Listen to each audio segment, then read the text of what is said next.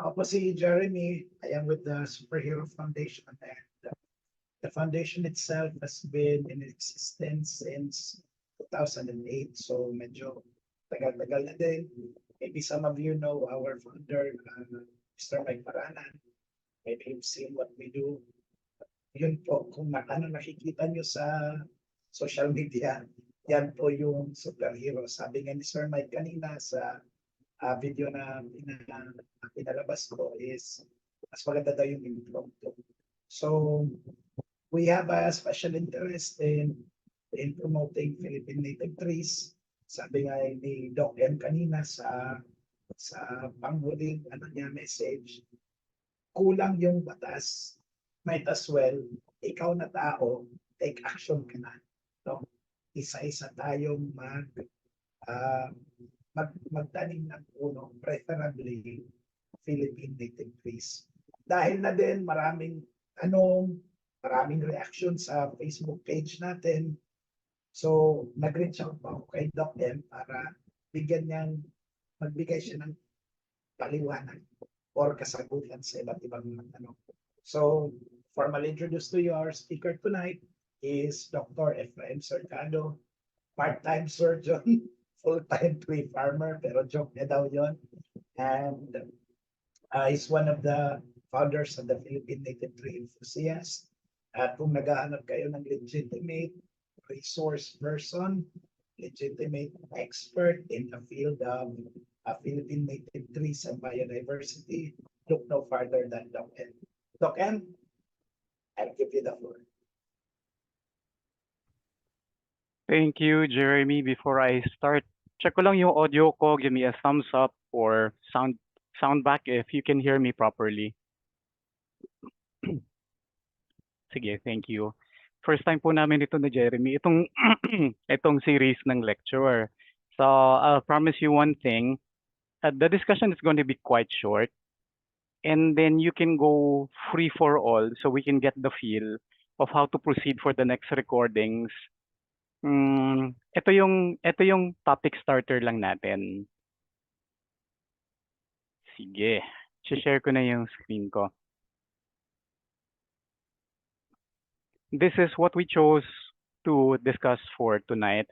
Yung anong magandang native trees yung itatanim nyo sa yard nyo tsaka sa pot.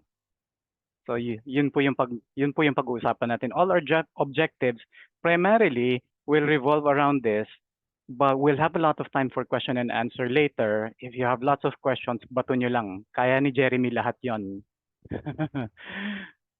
So I'd like to reintroduce myself. My name is Doc M. I'm a retired surgeon. And I'm a value chain expert for World Agroforestry Center and Asian Development Bank.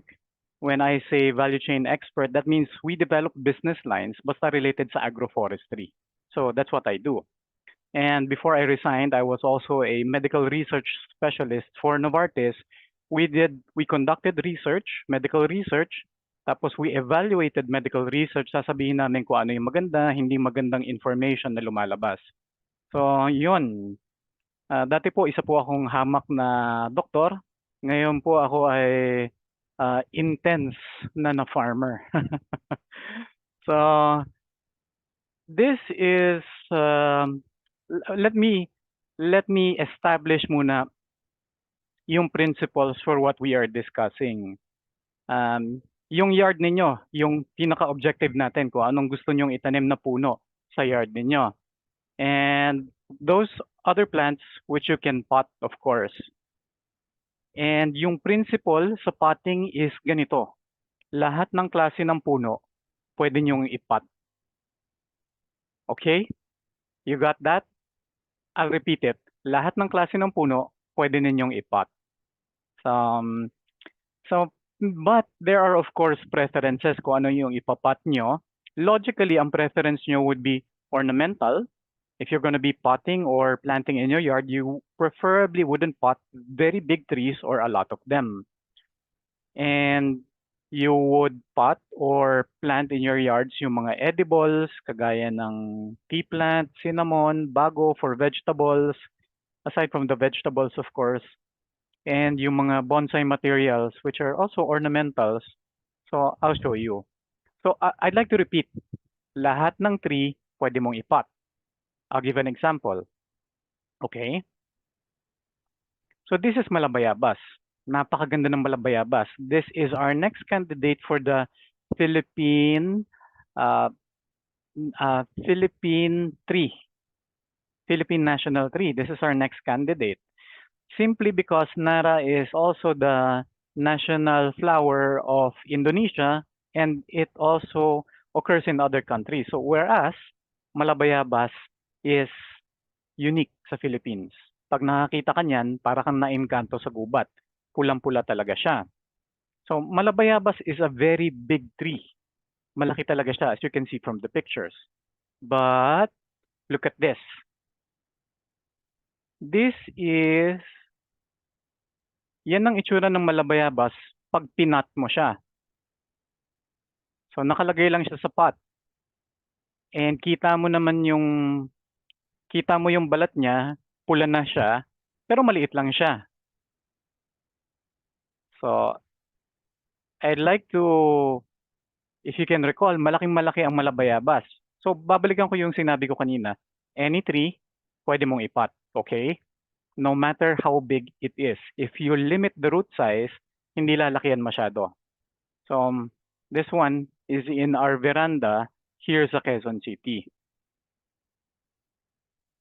And this example I'm going to show you is a fruit tree. Wala kasi akong native fruit tree sa veranda. So I only have this. It's cherry moya. It's my favorite fruit. Mas matamis siya, mas malaki sa atis, mas kaunti yung buto. Okay, I'll play the video. Nakalagay lang siya sa pot.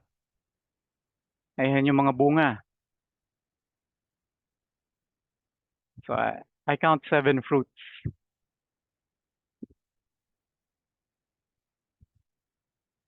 So maliit lang yung pot, maliit lang yung space ko, and yung cherry moya ko, so parang atis yan, kasing taas lang ng dibdib. And you can make it fruit sa area mo. The difference between potting and planting on the ground is pag potted siya, you have to constantly supply the nutrients. Yun lang yung difference niya. So what are our top recommendations for yard and pot planting? And nag-gravitate ako towards the ornamental trees. Mas mahirap kasi mag-pot ng mga fruiting trees, but you can also do that. You can do that in your yard especially, lalo pag malaki yung yard mo, kung umaabot na ng hektarya, masarap na magtanim doon. So these ones, I'll be focusing more on the small trees.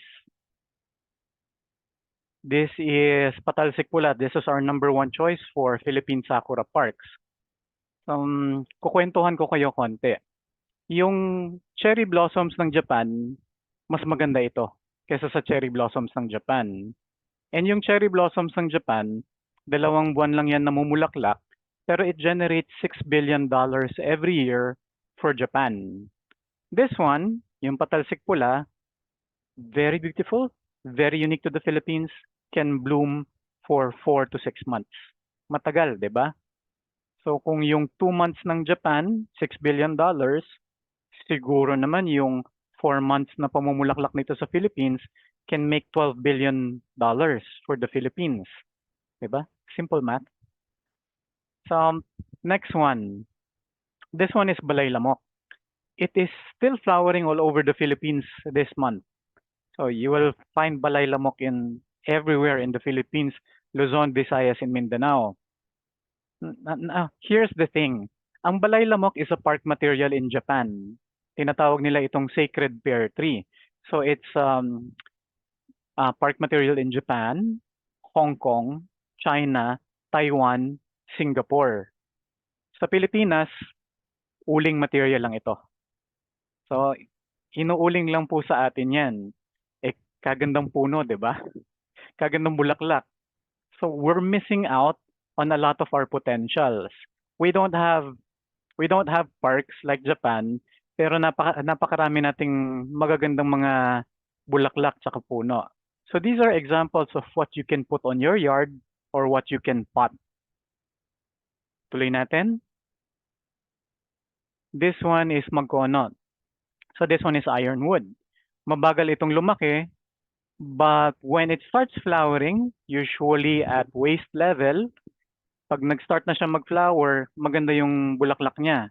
Yung dahon niya, maganda rin. It's very ideal for urban landscaping. And when it starts flowering, indefinite na yan, almost for the whole year, dumedire-diretso siya. So, again, I have these in pots and nagpa-flower siya kahit even matangkad lang ng konti sa tuhod, namumulaklak na siya. Jade vine, can you pot jade vines? Yes. But can you contain them in one small area? No. I show this because maganda yung jade vine. The jade vine is turquoise or blue-green, pero itong JC's vine is blue. You can also put them in pots, pero gagapang yan over your property. So you will need trellises or places for them to creep. This one is mapilig. It was already featured by Celine Murillo. So ito is kamag-anak ng magkono. Ironwood din siya. It is one of the rarer ironwoods and kita mo naman yung flower niya, napakaganda rin ng kulay. Nagsisimula yung mamulaklak, kagaya ng magkono, pag kasing taas lang ng bewang mo, nagpa-flower na siya. So you can still keep it in a pot and it will flower for you. I hope okay lang sa inyo. Ang preference ko puro mga ornamental. Kung gusto nyo pag-usapan yung mga gulay mamaya o yung mga puno na bonsai na malalaki, let's go ahead lang. So this one is Medinilla. Ang Medinilla is more popular in Europe. So itong Medinilla ito, yung Medinilla magnifica, yung nasa kaliwa, which is, it is characterized by the pink wings. That is magnifica. So yung magnifica, mas popular na ginagawang ornamental in Europe, more so than the Philippines. Sa atin po native yan. So, again, sayang yung potentials natin. The Philippines is very rich, but we lack imagination and proper management of our resources. Napakaganda po lahat niyan. And then this is aunasin. So marami po tayong aunasin or ardisia species. Meron tayong tinatawag na aunasin, tapos meron tayong tinatawag na nakalimutan ko yung isang tawag sa ardisia species. Pero ganito po yung itsura ng mga bulaklak nila lahat at napakaganda. Now, the ardisia species don't grow very tall. The tallest we've seen are ×3 ang height sa tao. If you put them in small pots, usually hanggang dibdib o kasing taas lang ng tao yan. So, ganun lang yung size niya. Pero, again, napakaganda po ng mga bulaklak na ito. And then this is Bagawak Morado. Namumulaklak ito November, December, January, February. Sa pool po niya yung Christmas, sa pool niya yung New Year, sa pool niya rin yung Chinese New Year. So that is why this is popular with Chinese. Kasi para siyang fireworks yung bulaklak niya and it flowers exactly during the Chinese New Year calendar. Minsan pati All Souls, All Saint Day sa pool ng flowering niya. So pwede nyo ring padala sa mga yumaon yung mahal sa buhay. This is Malabulak. This flowers in January, February. But this one, we've tried and you can't put that in pots. Lalaki talaga ng sobra. So there are certain trees which are hard to control in pots kasi lumalabas yung ugat niya, gagapang sa lupa, and lalaki talaga siya. So this is an example of that.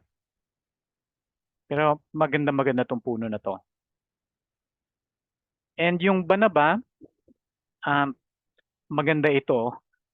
It's what I just showed you is our top 10 recommendations actually for Philippine Sakura parks, meaning we intentionally develop parks for cherry blossoms kagaya ng Japan.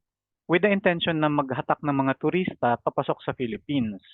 Is this my last slide?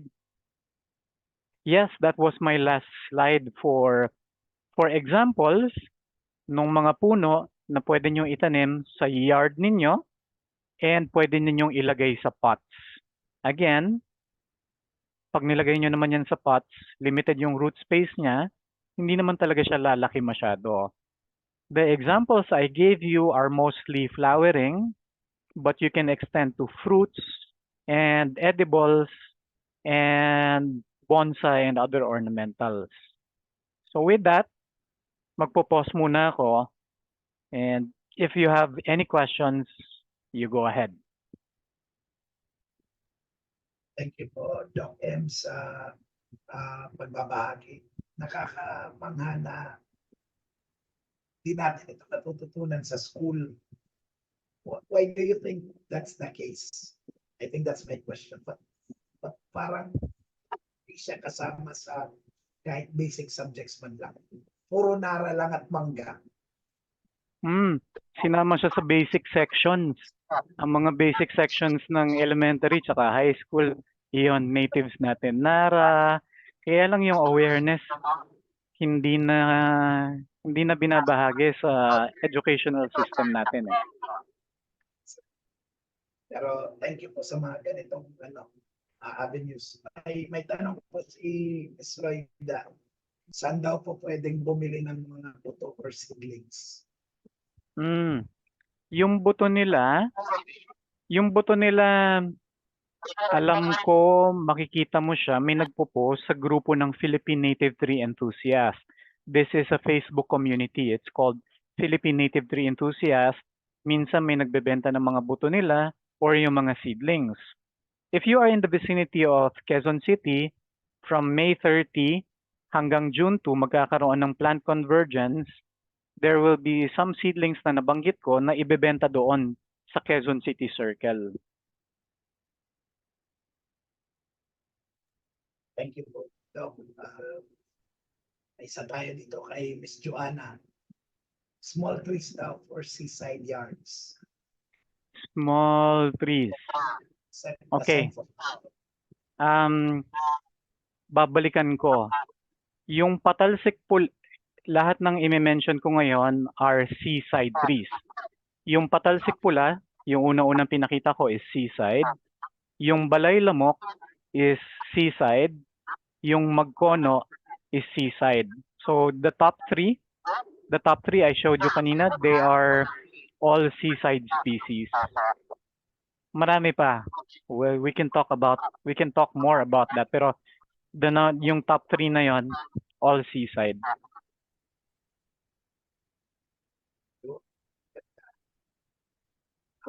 Pakita po yung banaba, aside from seeds.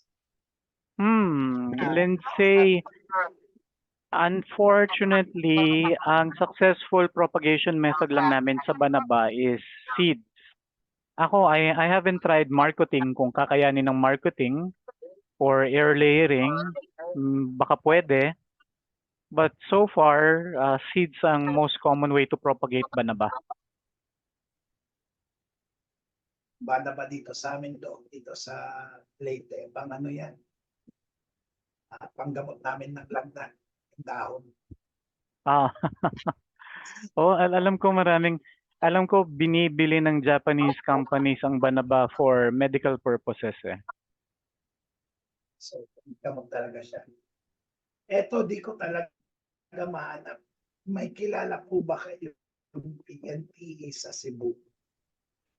Sa Cebu, yes, meron akong maire-recommenda sa Cebu. Rafi Nursery, Ramon Aboitiz Foundation Incorporation Nursery in Cebu sells native tree seedlings. So meron silang banaba and other native tree species. You can find them sa harap ng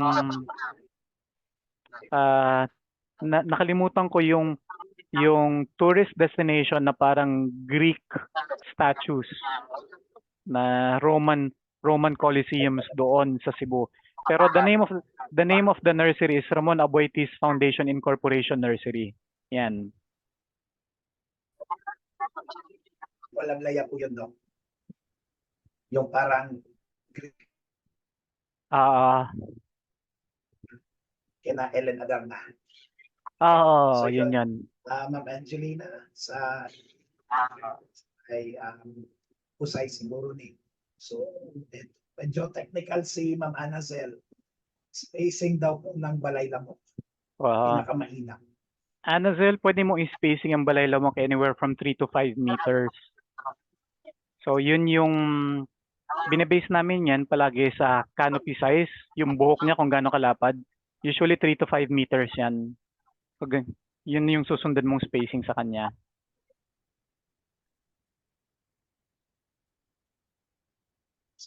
Sasagot Right, natin. yan. Dok, sa Mindanao, alam ko po kay na Attorney Carlo yung nabunturan. Sino pa po yung ibang PNP groups natin sa Mindanao? We have a lot of Philippine native tree enthusiasts sa Mindanao. Anybody specifically developing Sakura parks, hindi ko sure. Sa amin din kasi, we have 92 plantation sites nationwide. Pero anybody developing Philippine Sakura Park specifically sa Mindanao, wala pa rin. So if you're going to develop your own Philippine Sakura Park, that would be very good. Kasi bukod sa maganda yan, that could generate income.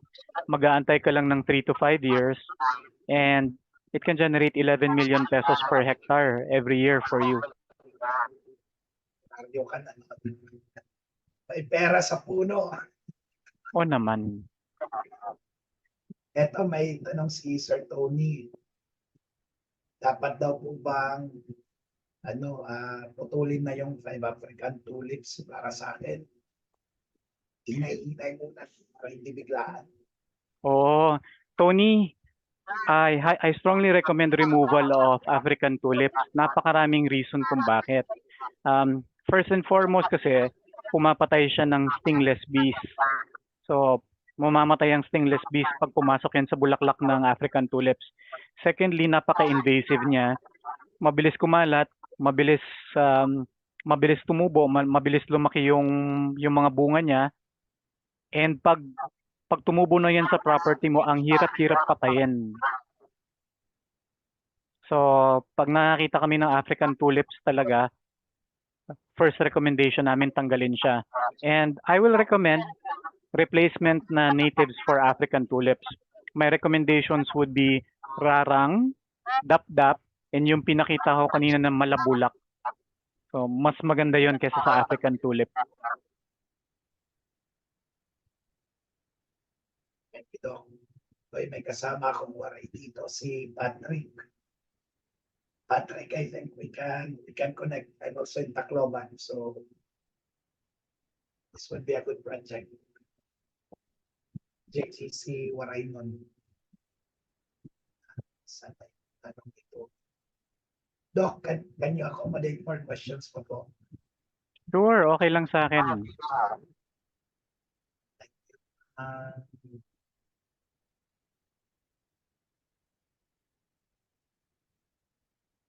I'll connect with Patrick about his questions kasi malapit lang kami dito. I'm also in Tacloban. Ito, malaking question po ito kasi ako honestly, ang layo-layo ng alam ko sa expertise niyo, Doc M. Go ahead.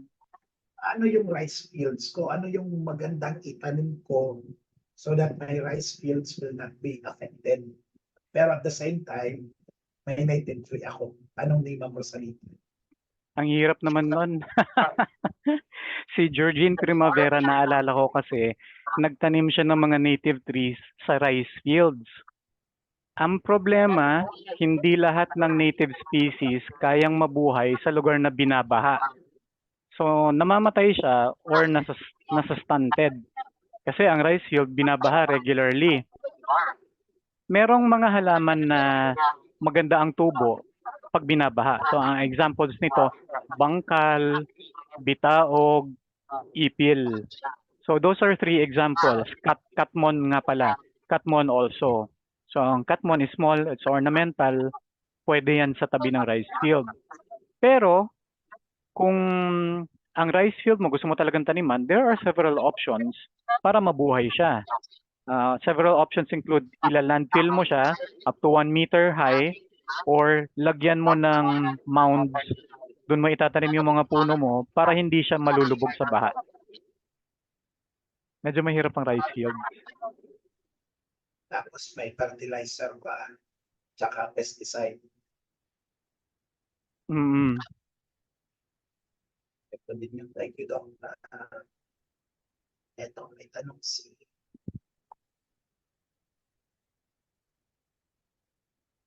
Be friendly na native trees. Bee friendly na native trees. All our we don't have exact data for what I'm about to say, pero based on our discussion with bee experts, all our native tree species, yung mga bulaklak nila are friendly to bees. I specifically like magkono. Kasi ang magkono, pag malaki na, almost tuloy-tuloy yung bulaklak niya the whole year round. Ibig sabihin nun, hindi nagugutom yung bees mo. Meron silang kinakain palagi. Yun din po yung naisip ko kasi basta namumulaklak, dapat may nectar automatic. Basic. Oo. I'd like to add, kasi ang ginagawa namin, we plant more than one flowering species in one area para tuloy-tuloy yung pamumulaklak niya for the whole year. Yan.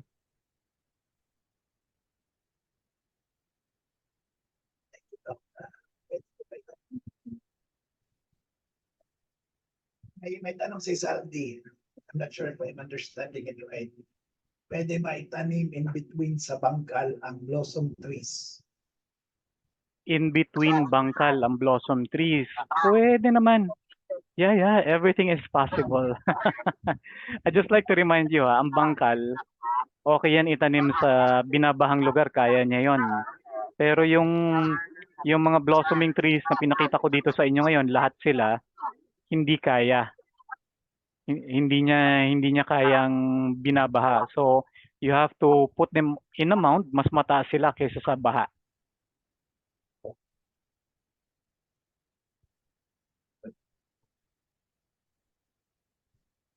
Right. To recall something kanina na sinabi niya, Doc.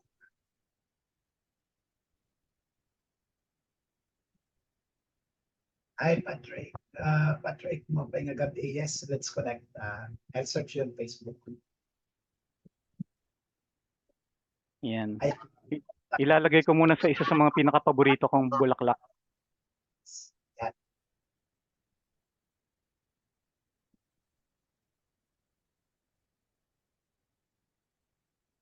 Doc, itong mga bulaklak na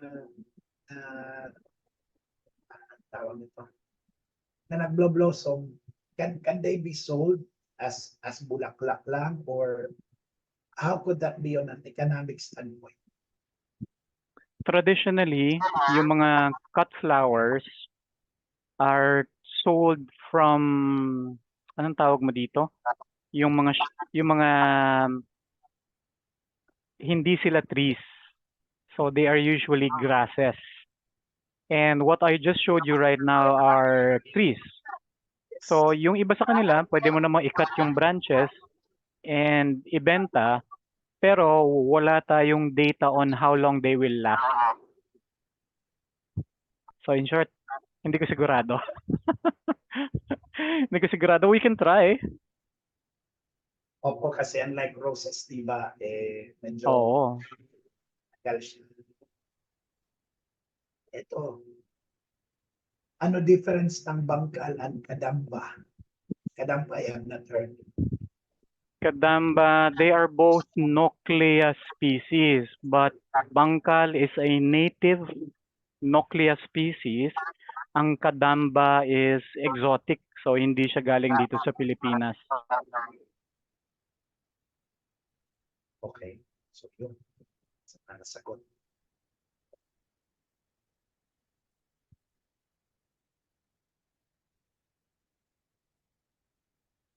Eto, may interesting dito about coconut plantation.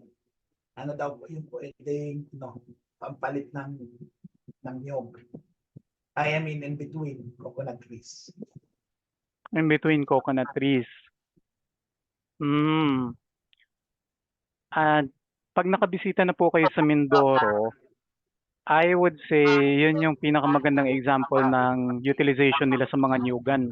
Kasi nakikita ko dun sa kanila, nyog, tapos in between nyog is meron kang mangosteen, or in between nyog meron kang lansones, or in between nyog meron kang rambutan. So I'm impressed sa ganon. I think that is the best utilization for coconut plantations. So sa amin naman kasi, marami kaming, like I said, we have 92 plantation sites nationwide, and some of these plantations, most of these plantations are agarwood. So ang sa amin is coconut tapos agarwood. Yun yung sa amin. So anything which would generate income in between your coconut is good. Yun yung final say ko sa nyog. Doc, ito ba yung sa Mindoro kay na Jonathan Gaetano? If you know him. Jonathan Gaetano is Romblon. Pero ang ibig kong sabihin sa Mindoro, from Calapan Port hanggang sa San Jose, yung buong Mindoro, yung may kita mo yung nyuga nila, in between yung mga nyug nila, nakatanim palagi is fruit trees. So almost all plantations ng nyug sa Mindoro ganun. So may nyug ka na, may fruit bearing trees ka pa. Yes. Year-round yung income. Kasi na-notice ko lately, Doc M, you mentioned lansones. Usually, ano yan dito sa amin, mga July to September. Pero this past year, halos buong taon may lansones eh. O El Nino kasi. Oh, okay. Okay, so it makes sense now. So yun, maganda talaga magtanong sa mga ganitong avenue. About yung ibang participants, may iba ba kayong gustong itanong or tawag nito, clarification? Doc, and kung sakaling they have other questions after the webinar, what's the best way to reach you if you're open to some technical advice? My preferred is through Messenger or Viber. Po pwede. Okay. So pwede ko pong i-add dun sa kasi i-edit ko pa po yung final video, i-add ko yung contact ninyo. At least yung Facebook link. Okay lang po ba? Oo. Para lang, sige, i-modify ko na lang. So Messenger and email yung primary mode of contacting sa akin. Pinakamadali is Messenger. Sige, maganda. Ito, si Sir Chester. Can I plant agarwood in between mango trees spaced 10 meters apart? Oh, yes, Chester, po pwede. Ganun yung example namin doon sa isang agarwood partner namin, si Alfred Vargas. So nagtanim siya ng mangga nagtanim siya ng agarwood in between his mango plantation. Pero ngayon pinapabayaan niya na yung mga mangga niya. Sabi niya bahala na yung mangga, basta okay yung agarwood.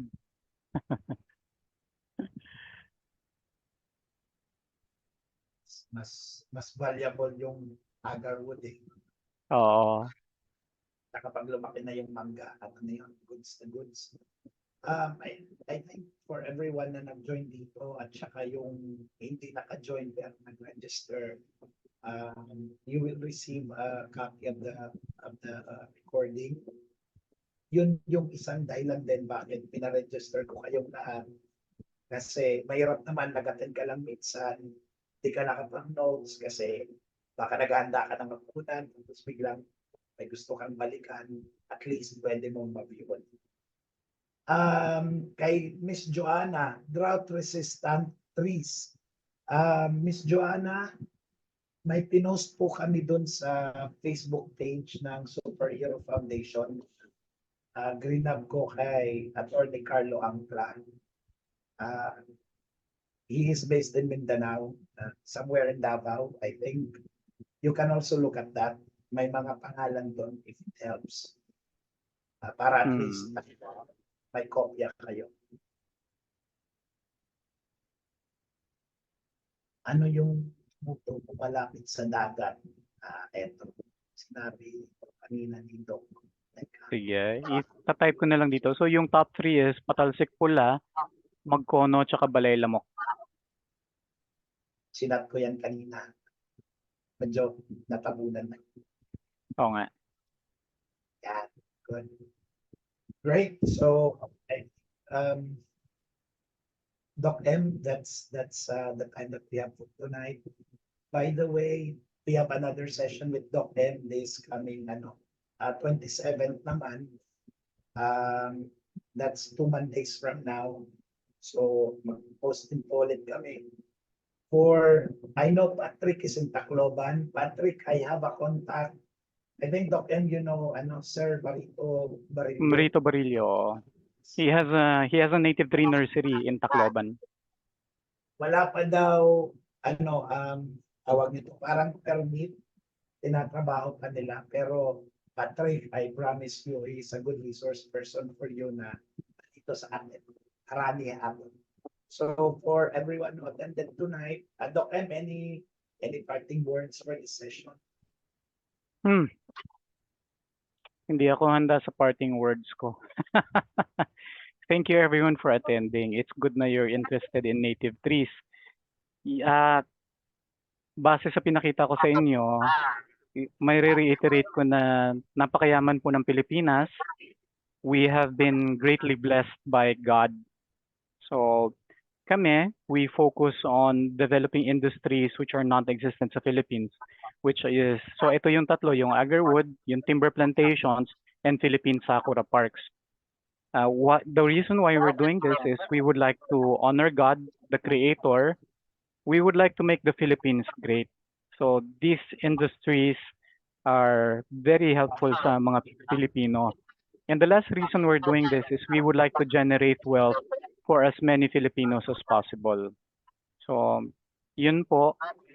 Tanim po tayo. And if you need more help, we really specialize in generating income from your land.